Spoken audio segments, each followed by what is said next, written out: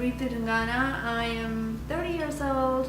I'm from Kathmandu, Nepal originally, and I've been in the United States for about 11 years now. First time I had my period, I was 13 years old. I remember seeing it, and I told, I was inside the bathroom. I called my mom and I told her what had happened. And my mom, I thought that I was sick, or my sister had once told me that what period looked like, but I could not resonate that at the time.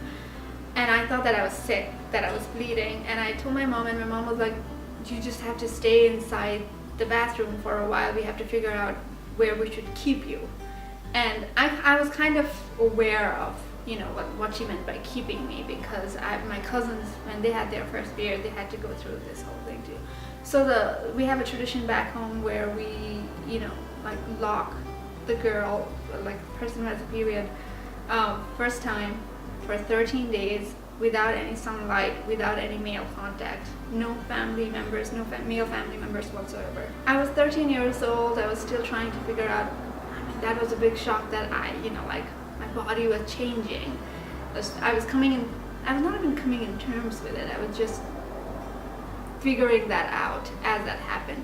And I had to stay inside a room without any sunlight, with no human contact there was conversation with family members, but I'm not supposed to touch anyone for 13 days straight. And when I got out on the 13th day, we have a tradition on the 13th day. When you get out, you're decked as a bride and you are supposed to marry the son.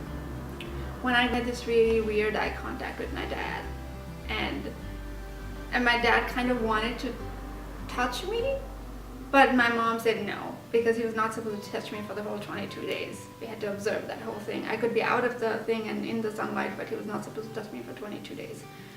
And since then, it's been kind of, for a while, my relationship with my dad changed because of that, my period. My go-to thing was Tetris. I played a lot of Tetris at the time, but I did have cousins come and visit me, my female cousins would come and visit me, and people would bring food for me that I was not supposed to touch. My mom would actually carefully unwrap the things to me and give it to me.